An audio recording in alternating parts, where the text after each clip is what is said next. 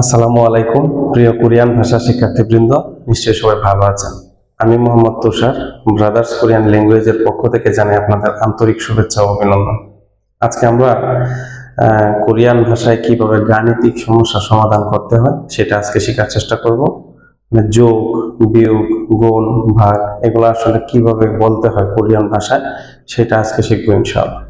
খেয়াল করেন, গাণিতিক সমাধান এখানে লেখা আছে থ হা গি, থ ও থ, হ আ হা, গ ই গি, থ হা গি যোগ প এ পে, সাং বিয়োগ প, প এ পে, গ ই গি, পে গি মানে হচ্ছে বিয়োগ, খ ও খ শব্দের শুরুতে খ, নিচে প, খোপ, হ আ হা, গ ই গি, খোপ হাগি মানে হচ্ছে গুণ, ন আ না, ন ও নো, নানু, গ ই গি, নানুগি মানে হচ্ছে ভাগ।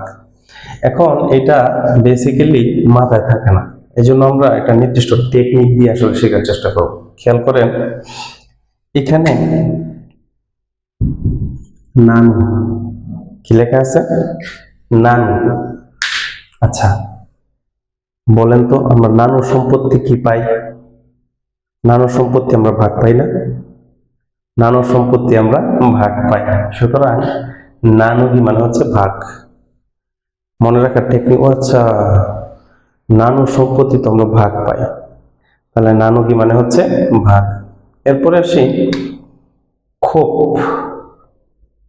কারোর প্রতি যদি আমাদের ক্ষোভ থাকে তাহলে তাকে আমরা কি করি? ক্রস দিয়ে দিই।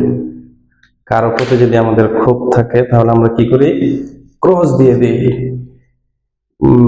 আগের যে বাংলা মুভিগুলো ছিল, সিনেমাগুলো ছিল, সেখানে নায়ক লাস্টের দিকে যখন ভিলেনদের মারতো, প্রত্যেকের ছবির মধ্যে একটা লাল ক্রস মারি দিত, তারপরে মাইরে ফেলতো। তার মানে কি, কারোর প্রতি যদি ক্ষোভ থাকে আমরা তাকে ক্রস দিয়ে দিই। সুতরাং ক্ষোভ হাগি মানে হচ্ছে গুণ, ক্ষোভ হাগি গুণ। নানুর সম্পত্তি আমরা ভাগ পাই, নানুগি মানে ভাগ, ক্ষোভ হাগি মানে হচ্ছে গুণ। এরপরে আসি, কেউ যদি ক্লাসে পেপা করে, পে পে, কেউ যদি ক্লাসে পেপা করে তাহলে তাকে মাইনাস করে দিই, তার বাদ দিয়ে দিই, তুমি আউট, তুমি পেপা করতেছো ক্লাসে। কেউ যদি ক্লাসে পেপা করে তাহলে তাকে আমরা মাইনাস করে দিই, বাদ দিয়ে দিই, তাহলে পেগি মানে হচ্ছে বিয়োগ, পেগি বিয়োগ। এরপরে থ হাগি, থ মানে যোগ, থ হাগি, এটা এমনিতেই মনে থাকবে। তাহলে আমরা আরেকবার একটু প্রথম থেকে বলি। নানুর সম্পত্তি আমরা কি পাই? ভাগ পাই। সুতরাং নানুগি মানে হচ্ছে ভাগ। তারপরে আসি, কারোর প্রতি যদি আমাদের ক্ষোভ থাকে তাহলে আমরা তাকে কি করি?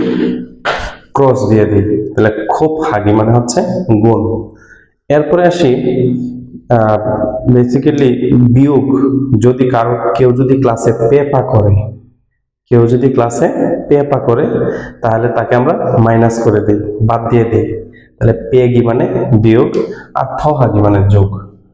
তাহলে এই চারটা জিনিস আমাদের বেসিক্যালি যোগ, বিয়োগ, গুণ, ভাগ। এখন এই যোগ, বিয়োগ, গুণ, ভাগ যে আমরা করব, সাপোজ আমি 5 যোগ 5, 5 যোগ 5, এখন এটাকে কোরিয়ান ভাষায় কি আমরা সাইনো কোরিয়াতে বলবো নাকি পিওর কোরিয়াতে বলবো, এটা নিয়ে একটা প্রশ্ন থাকতে পারে।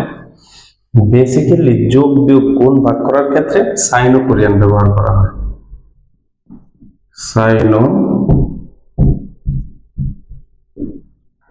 কোরিয়ান সংখ্যা ব্যবহার করা হয়। তাহলে ও মানে 5,